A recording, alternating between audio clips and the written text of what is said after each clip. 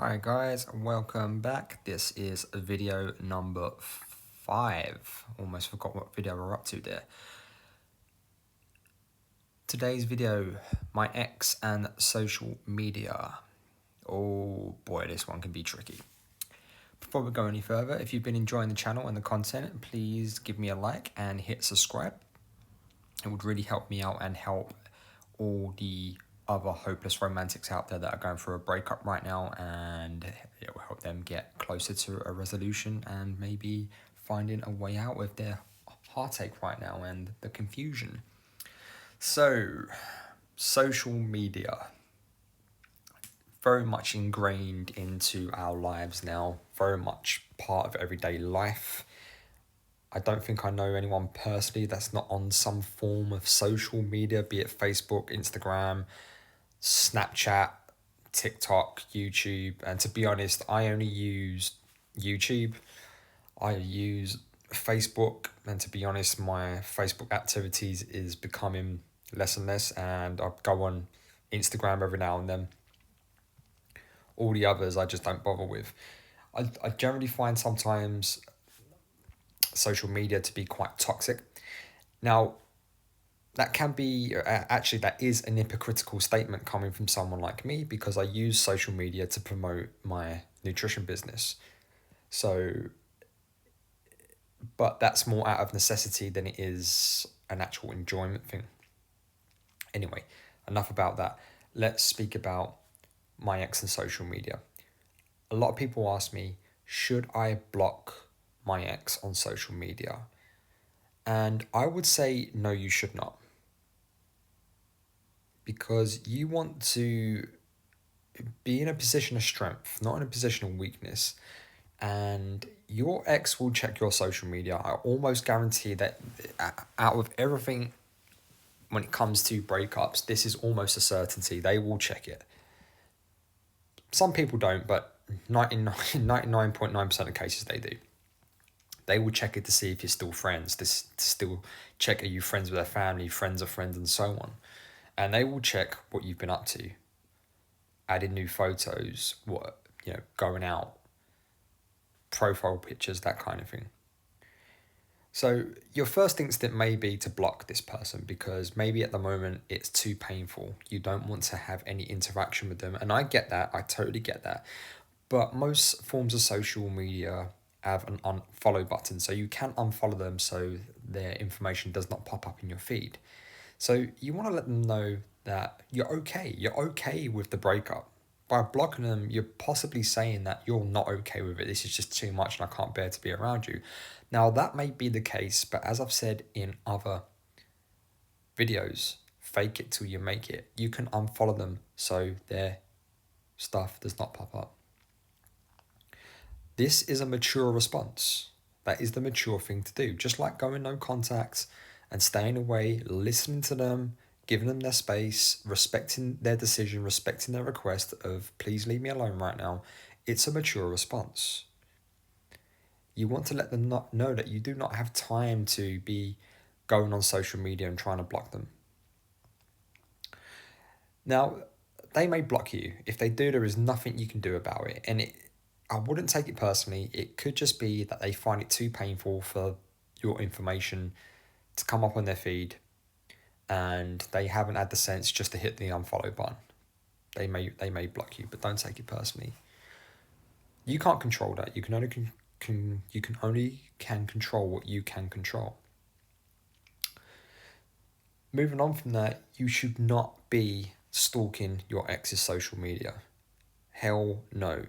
You do not want any update on their information. You do not want to see their new profile picture, who they've been hanging around with, what they've been doing, because all that's going to do is set you back. This is the time you should be focusing on you. They're no longer a part of your life. They've asked you to step outside that part of their life. Give it to them. Give it to them. And if you are posting on social media, and we've all done it, me included, we've all done it. You're posting cryptic messages or you're trying to get their attention with pictures and stuff like that. Stop doing that right now, because if they have done the sensible thing. If they're mature enough and they've unfollowed you, they're not going to see it. If they have blocked you, they're not going to see it. If they're stalking your social media and you're trying to make them jealous, all that's going to do is push them away even further. So if you are posting on Facebook, Instagram, or whatever platform you're both on, and you both see each other's feeds, you should ideally try to reduce the amount of posts you're putting out per day, or per week rather. Now, if you are someone that posts regularly and you do use it for business like myself, then obviously look, you've got to maintain your business, but just keep it business. Don't try and put any hidden messages in there. Just focus on business. If it is just a social thing for you, then to add to your no contact, this is what they call radio silence, is just don't post anything. Or at the very least, bring it down to once a week, because that will more likely build more curiosity, and you want your ex to be curious about you. Because if you're putting every inch of your life on Facebook, Instagram, there is no curiosity. You're telling them everything they want to know. So this may sound counterintuitive, like a lot of these videos sound counterintuitive, but if you've done this in the past with past relationship and it hasn't worked, you may as well do something different.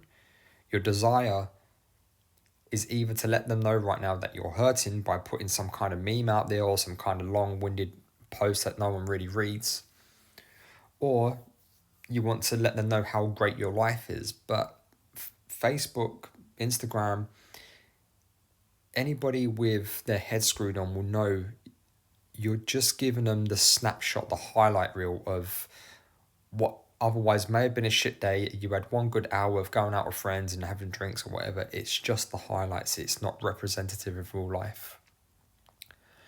The best way to be is to live well. Your ex dumped you, and for whatever reason that might be, they've dumped you, they've asked you to leave, they have said you are no longer required, and that hurt. The best revenge of that, is living well. Live the best life you can, and you do not have to put that on social media. In fact, I challenge everyone listening to this today, try to go a whole week without posting on social media. If you have to, you have to, as in business. But if you can avoid it, you may find that you actually feel better, because social media becomes somewhat of an addiction. And there's been times in the past where I found myself just checking Facebook for the sake of checking it, just because am I missing out on something? No. A lot of the people that I have on my Facebook, thankfully most of them are people that I know in real life, but a lot of them are clients because of my interactions with them. I'm never going to meet these people. I'm never going to have any kind of physical interaction, so it has no bearing on my life. And that's the same with your ex. Unless they're reaching out and asking you to meet up, what's the point in doing it? So, like I've said about don't weaponize no contact, don't weaponize social media, because all you're going to do, you'll just push them further away. And that's the opposite of what we want. The first thing we want you to heal and to live well and to start moving on and to start adapting to life without your ex in it. And as I said before, if you operate from the position assuming that they will never come back, you will be in a far better position. That's all I've got for today. I hope you've enjoyed it. Any questions, leave them in the comments. And as always, I will see you on the other side. Thank you for listening.